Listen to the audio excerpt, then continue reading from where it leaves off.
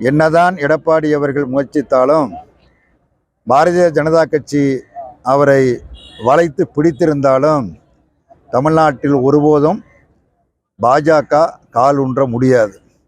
தமிழ்நாட்டில் பாஜக கால் ஊன்ற வேண்டும் என்பதற்காகத்தான் எடப்பாடியை அமித்ஷா வளைத்து பிடித்திருக்கிறார். மோடியும் அவரை திருச்சியிலே சந்தித்திருக்கிறார். ஒரு நாட்டினுடைய பிரதமர் அவருடைய தோழமை கட்சி தலைவரை ஒரே ஒரு நிமிடம் விமான நிலையத்தில் வரவேற்பதற்கு மட்டும்தான் அனுமதி. உட்கார்ந்து ஒரு அறையில் உட்கார்ந்து பேசி 5 நிமிடம் கூட ஒரு மரியாதை நிமித்தமாக பேசுவதற்கு கூட அனுமதிக்கப்படவில்லை என்பது எல்லா ஊடகங்களுக்கும் தெரியும், மக்களுக்கும் தெரியும். அப்படி அடிமை சாசனம் எழுதி கொடுத்ததைப் போல பாஜகவுக்கு அவர் அடிமையாகிவிட்டார். அவர் அடிமையானது மட்டுமல்லாமல் மற்றவர்களும் அடிமையாக வேண்டும் என்று விரும்புகிறார். தமிழ்நாட்டு மக்களை பொறுத்தமட்டில் தெளிவாக இருக்கிறார்கள், சுய சிந்தனையோடு இருக்கிறார்கள். தமிழ்நாடு அரசியல் என்பது கம்யூனிஸ்ட் பேரியக்கம், திராவிட பேரியக்கங்கள் வலுவாக உள்ள மாநிலம் என்பது எல்லோருக்கும் தெரியும். ஆகவே வகுப்புவாத சக்தியான அரசியலமைப்பு சட்டத்திற்கு விரோதமாக மதச்சார்பின்மை கொள்கைக்கு எதிராக செயல்பட்டு கொண்டிருக்கிற பாரதிய ஜனதா கட்சிக்கு தமிழ்நாட்டில் ஒருபோதும் இடமளிக்க மாட்டார்கள். மீண்டும் வரக்கூடிய 2026ஆம் ஆண்டு நடைபெறக்கூடிய அந்த பொது தேர்தலில் மதச்சார்பற்ற முற்போக்கு கூட்டணி தான் மகத்தான வெற்றி பெறும் என்பதை தெரிவித்துக் கொள்கிறேன். கிருஷ்ணகிரி மாவட்ட மாநாடு இன்றைக்கு ஒரு பெரிய பிரம்மாண்டமான பேரணி பொதுக்கூட்டத்தோடு நிறைவேற்று நாளைய தினம் பிரதிநிதிகள் கொண்ட மாநாடு நடைபெறும்.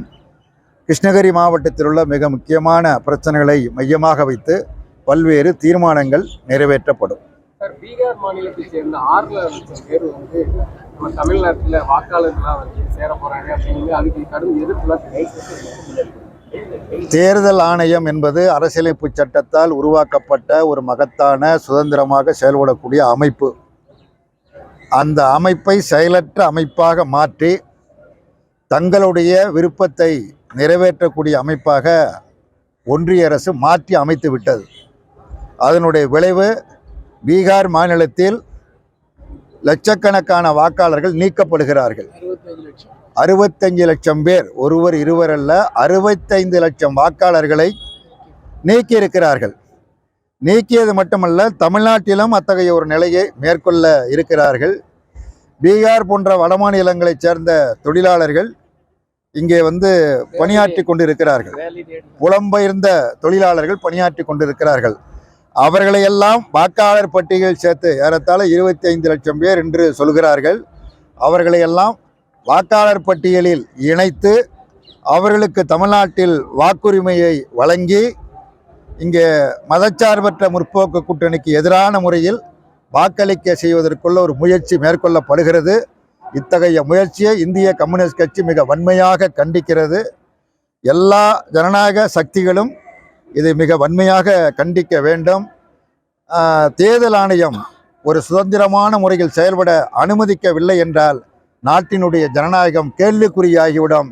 மிகப்பெரிய அபாயத்தை நாடு சந்திக்க வேண்டிய துர்பாக்கியமான நிலைமை ஏற்படும். இந்திய பொருளாதாரம் சரிவை சந்தித்துள்ளது. ஆனால் மோடிக்கும் நிர்மலா சீதாராமனுக்கு மட்டும்தான் இது தெரியல, இந்தியாவில் உள்ள எல்லாருக்குமே இது தெரியுது அப்படின்னு ராகுல் காந்தி குற்றம் சாட்டினார். ராகுல் காந்தி குற்றம் சாட்டுவது மட்டுமல்ல, நாடு விடுதலை பெற்ற பிறகு நாட்டினுடைய முதல் பிரதமர் மரியாதைக்குரிய பண்டித ஜவஹர்லால் நேரு அவர்கள் அயலுறவு கொள்கையில் இந்தியா ஒரு சார்பற்ற நிலையை மேற்கொள்ளும், நடுநிலை கொள்கையை மேற்கொள்ளும் என்பதில் மிக உறுதியாக இருந்தார். அதுதான் நமது நாட்டிற்கு வலிமையை சேர்த்தது. ஆனால் மோடி அவர்கள் பிரதமராக வந்த பிறகு சார்பு நிலை, குறிப்பாக அமெரிக்காவை சார்ந்தே இருக்க வேண்டும் நாடு என்கிற கொள்கையை தொடர்ந்து பின்பற்றி வருகிறார். குறிப்பாக எங்களுடைய நாடாளுமன்ற குழுவினுடைய தலைவர், திருப்பூர் தொகுதியினுடைய நாடாளுமன்ற உறுப்பினர் சுப்பராயன் இங்கே இருக்கிறார். நாடாளுமன்றத்தில் எதிர்கட்சிகளைச் சேர்ந்த உறுப்பினர்கள் ஒரு ஜனநாயக முறையில் விவாதிப்பதற்கு, கருத்துக்களை சொல்வதற்கு அனுமதிக்கப்படுவதே இல்லை. மிக குறைந்த நேரம் ஒதுக்கப்பட்டு அந்த குறைந்த நேரம் கூட 4 நிமிடம் 3 நிமிடம் என்று ஒதுக்கப்படுகிறது. அந்த நேரத்தில் கூட முழுமையாக பேசுவதற்கு அனுமதிக்காமல் நேரம் முடிந்து விட்டது என்று சொல்கிறார்கள். இது ஒரு பக்கம் என்று சொன்னாலும் கூட நாடாளுமன்ற கூட்டத்தொடரில் பிரதமர் பங்கேற்பதே இல்லை. அவர் பங்கேற்பது என்பது அத்திப்பூவாக இருக்கிறது. பண்டித ஜவஹர்லால் நேரு அவர்கள் ஒரு நாள் கூட சபைக்கு வராமல் இருந்ததே கிடையாது. அதுதான் வரலாற்று உண்மை. இன்றைக்கு இந்தியாவுக்கும் பாகிஸ்தானுக்கும் ஏற்பட்ட பிரச்சனையில் அந்த 3-4 நாள் நடைபெற்ற அந்த யுத்தத்தை நான் தான் நிறுத்தினேன் என்று ஒரு முறை அல்ல, ஏறத்தாழ 25 முறைக்கு மேல் சொல்லிவிட்டார். ஆனால் நம்முடைய பிரதமர் வேறு எந்த நாடும் இங்கு தலையிடவில்லை என்று சொல்லுகிறாரே தவிர ட்ரம் சொல்வது பொய் என்று அவரால் இதுவரைக்கும் சொல்ல முடியவில்லை. என்ன காரணம் என்றும் தெரியவில்லை.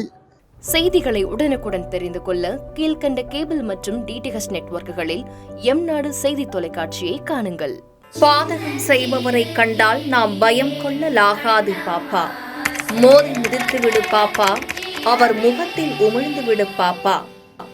அண்மை செய்திகளை உடனுக்குடன் தெரிந்து கொள்ள இணைந்திருங்கள் எம்நாடு தொலைக்காட்சியுடன்.